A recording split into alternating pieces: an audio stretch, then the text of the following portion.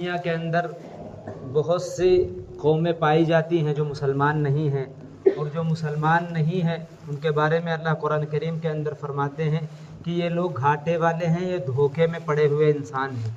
اللہ نے ہمیں خوش نصیب بنایا، مسلمان بنایا، اور مسلمانوں کی کچھ ذمہ داریاں اللہ رب العالمین نے رکھی ہیں۔ قرآن پاک میں پوری وضاحت کے ساتھ اس کو فرما دیا۔ فرمایا فَحَسِبْتُمْ أَنَّمَا خَلَقْنَاكُمْ عَبَثًا وَأَنَّكُمْ إِلَيْنَا لَا تُرْجَعُونَ۔ کیا لوگ گمان کرتے ہیں ان کو بیکار پیدا کر دیا گیا؟ اللہ رب العالمین نے لوگوں سے مخاطب ہو کر فرمایا أَفَحَسِبْتُمْ أَنَّمَا خَلَقْنَاكُمْ عَبَثًا، کیا تم گمان کرتے ہو اللہ نے تمہیں بیکار پیدا کر دیا؟ دنیا کے اندر جتنی قومیں ہیں سب یہ سمجھتی ہیں کہ ہم پیدا ہوئے، کھائیں گے، کمائیں گے، پھر چلے جائیں گے، کوئی پوچھنے والا نہیں ہے۔ لیکن اللہ فرماتے ہیں وَأَنَّكُمْ إِلَيْنَا لَا تُرْجَعُونَ، تم سب کو اللہ رب العالمین کے پاس واپس جانا ہے، اور اللہ رب العالمین اس زندگی کے بارے میں تم سے سوال کریں گے کہ کہاں گزار دی، کس غفلت میں پڑے رہے۔ ابھی جو میں نے قرآن پاک کی آیت پڑھی اس میں اللہ رب العالمین نے انسانوں کو مخاطب کر کے فرمایا جو غفلت میں پڑے ہوئے ہیں، جو لاپرواہی کی زندگی گزار رہے ہیں، جو سستی میں پڑے ہوئے ہیں، اللہ کو چھوڑ کر، اللہ کی نبی صلی اللہ علیہ وسلم کی سنتوں کو چھوڑ کر زندگی گزار رہے ہیں۔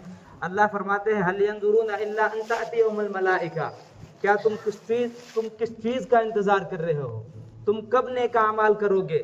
تم کب واپس اللہ کی طرف پلٹ کر آؤ گے؟ کیا تمہیں انتظار ہے کہ فرشتے آ جائیں؟ اللہ رب العالمین نے قرآن پاک کے اندر پوری انسانیت کو مخاطب کر کے فرمایا کہ هل ينظرون الا ان تأتيهم الملائکہ، کیا تم انتظار کرتے ہو کہ فرشتے آ جائیں؟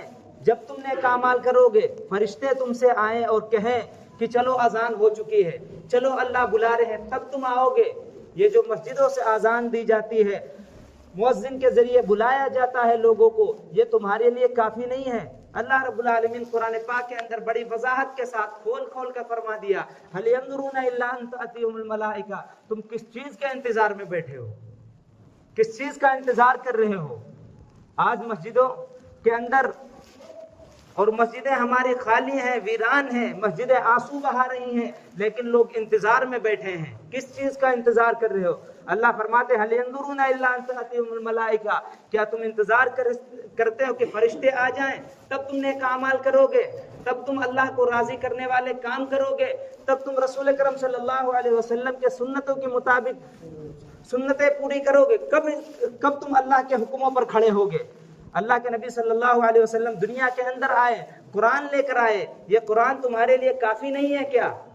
یہ احادیث جو آج ہمارے گھروں کے اندر رکھی ہوئی ہے یہ کافی نہیں ہے کیا؟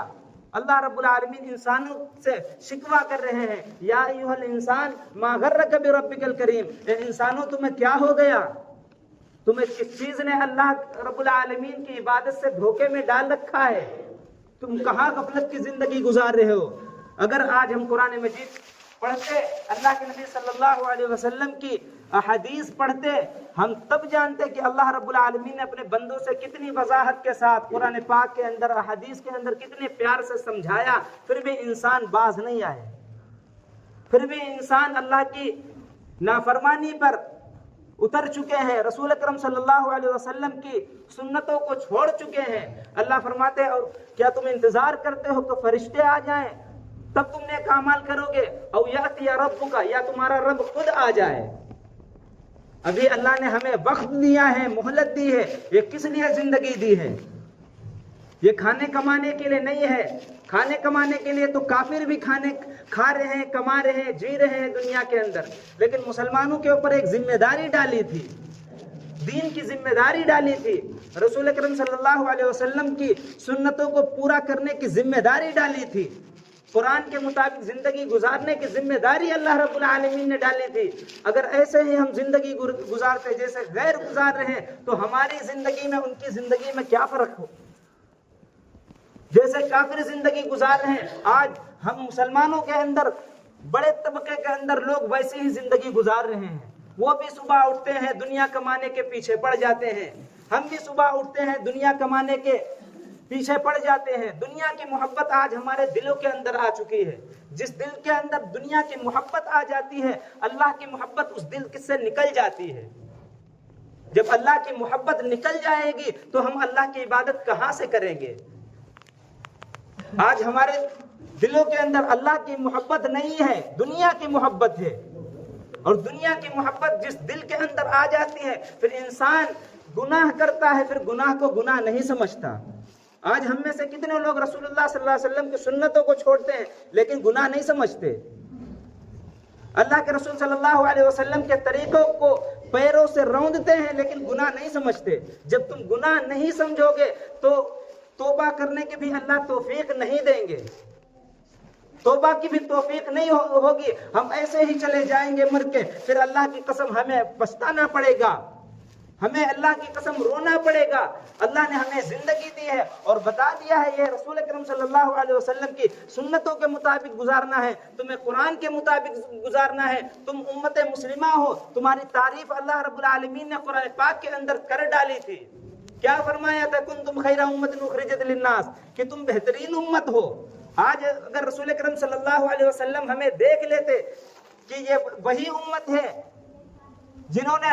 جن کو ہم نے نماز پر چھوڑا تھا، دین پر چھوڑا تھا، آج یہ دین سے دور ہو چکے۔ سچ بتاؤ کیا گزرتی رسول اکرم صلی اللہ علیہ وسلم کی ذات پر، آپ صلی اللہ علیہ وسلم کے دل پر کیا گزرتی؟ اور امت کے اعمال رسول اکرم صلی اللہ علیہ وسلم کے سامنے پیش ہوتے ہیں، ہفتے میں 2 بار رسول اکرم صلی اللہ علیہ وسلم کے سامنے امت کے اعمال پیش کیے جاتے ہیں۔ رسول اکرم صلی اللہ علیہ وسلم کو جب پتہ چلتا ہوگا آپ کی امت کے لاکھوں لوگ بے نمازی ہیں، سچ بتاؤ رسول اکرم صلی اللہ علیہ وسلم کے دل پر کیا گزرتی ہوگی؟ آپ نے امت کو نماز کے حال میں چھوڑا تھا، آپ اس دنیا سے جا رہے تھے، کیا فرمایا تھا؟ میری امت نماز نہ چھوڑنا، میری امت نماز نہ چھوڑنا، یہ آپ کے آخری الفاظ تھے۔ آج ہم نے نماز کو چھوڑ دیا، مسجدوں سے اذان ہوتی ہے، ہم اپنے کاروبار میں مشغول رہتے ہیں، سونے میں مشغول رہتے ہیں، غفلت میں مشغول رہتے ہیں۔ حالانکہ اللہ کا منادی ہے، مؤذن اللہ کے حکم سے بلاتا ہے، یہ مؤذن نہیں بلاتا، اللہ بلاتے ہیں۔ آج ہماری نظروں میں اللہ کی بات کی کوئی اہمیت نہیں رہی، اللہ کی دین کی کوئی اہمیت نہیں رہی، اللہ کے قرآن کی کوئی اہمیت نہیں رہی۔ کتنے لوگ قرآن کی تلاوت کر کے آئے ہیں؟ اللہ کے نبی صلی اللہ علیہ وسلم نے فرمایا جمعے کے دن سورہ کہف پڑھا کرو، کتنے لوگوں نے سورہ کہف پڑھ کے مسجد میں آئے ہیں؟ اللہ کے رسول صلی اللہ علیہ وسلم کی تمنا تھی کہ میرے ہر ایک امتی کے دل کے اندر سورہ یاسین ہو، کتنے لوگوں کو سورہ یاسین یاد ہے؟ آج ہم گناہوں میں غفلت میں زندگی گزار رہے ہیں، دین اسلام کے مطابق زندگی نہیں گزار رہے ہیں۔ آج ہم نے وہ صورتیں یاد کر لی، 2-4 صورتیں، پوری زندگی وہی پڑھتے چلے آئے ہیں، کبھی توفیق نہیں ہوئی کہ ہم اور زیادہ یاد کرتے۔ 2-4 صورتیں یاد ہیں، پوری زندگی 30 سال ہو گئے، 40 سال ہو گئے، وہی صورتیں ہم نماز میں پڑھتے ہیں۔ کل صحابہ کرام رضی اللہ عنہ اجمعین جب نماز پڑھتے تھے لمبی لمبی صورتیں پڑھتے تھے، کبھی سورہ کہف پڑھتے تھے، کبھی سورہ یوسف پڑھتے تھے۔ یہ کس کے لیے ہے؟ یہ پورا قرآن امت کے لیے نازل ہوا ہے۔ یہ چند صورتیں یاد کر کے ہم نے اکتفا کر لیا کہ یہی کافی ہے۔